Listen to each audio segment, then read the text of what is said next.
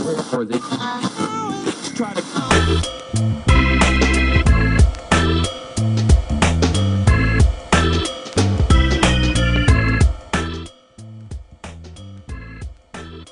All right, and welcome back to the Pittsburgh Business Virgin. We're here with Kate and Irving of Tucker Arensberg.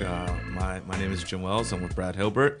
And now we're going to work into what are the do's that you want to see your lawyer working out for you as you get into a business and even as your business. If you don't have a lawyer, give Irving and Kate a call, of course. That's right. So Irving, what do you see as something that a business owner must be doing when getting started in a business?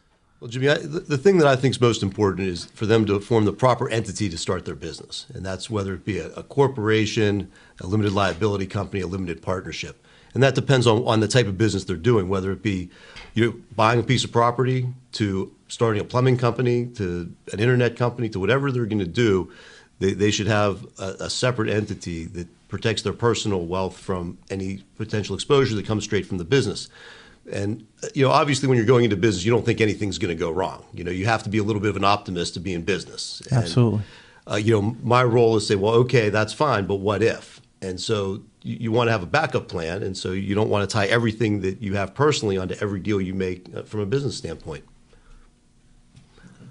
How about yourself, Kate? What are some of the things, especially from more of an employment law side, so that our small business owners or business virgins avoid litigation? Because as we know, that can become a costly thing. What are some of the best practices you see for folks starting their firm or having, for the person that has had the firm for 4 or 5 years? Sure. I think that the issue of non-competes is a big one for employers. When you have a clientele that is your biggest asset as a business owner, you want to protect that established clientele. You've worked hard to establish it, and you don't want an employee leaving and taking that clientele with them. And if that's an important issue for you, whether or not you're in the sales field or even a medical practitioner, you don't want someone setting up shop across the street. And so non-competes are a big issue. But also evaluating the propriety of how long you need, what protections are appropriate, because the validity of a non-compete can later be challenged if it's overly broad. And so those are all issues that you really want to evaluate from the get-go before you're considering employing someone. What about from a labor standpoint? A labor standpoint, Pennsylvania is highly unionized, so you want to be able to realize if you need to contact unions, if that's an appropriate venue, and also how to negotiate if a unionized workforce is considering coming to you in your business. Okay, good point. What about later in life with a business? What about business continuation and those sort of things? You guys get into that a lot, as far as buy, sells, succession planning, what have you? Those are very important issues, and it obviously depends on the stage of people's lives. I've seen disaster. I mean, I think that becomes so many businesses are so concerned about getting up, getting going, and paying the bills, and being profitable, and growing and growing. I've seen absolute disasters as far as business continuation. I'm dealing with one right now.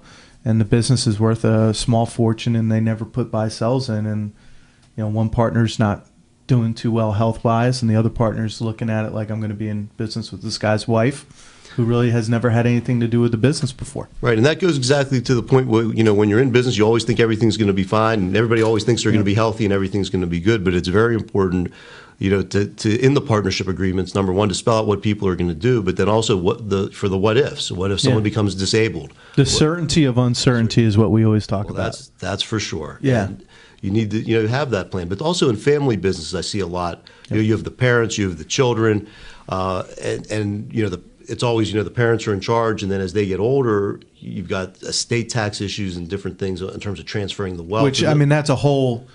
That could be a whole nother interview. That's true, but because as we come here, we are in November. We don't even know what's going to really. I mean, we know what is going to happen in January, if nothing happens. But what's going to happen between now and then is going to be kind of an interesting conversation.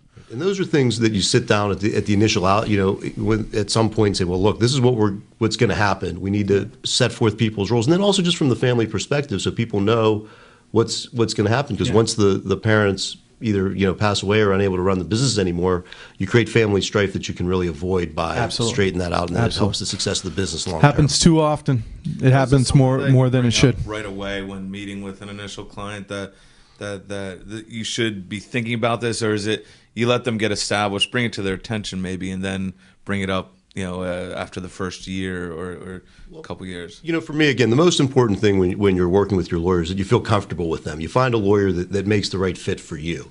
And you have to give information to the attorney so he can give you advice. If you don't tell me anything, then I can't tell you what you need. But as time you become comfortable with most of my clients, they're almost like relatives of mine, and I feel like family. And so you try to help them, and they feel comfortable and trust you to give them the right advice. Awesome. All right, we're going to hold that thought. We're going to come back, and we're going to sort of end with what the two of you feel is the right recipe from a legal standpoint for small business owners. What's a recipe for success when thinking about your business from a legal standpoint? All right, and come back and check out that next segment, and we'll be right back with Irv and Kate, and definitely check them out at www.tuckerlaw.com. Be right back.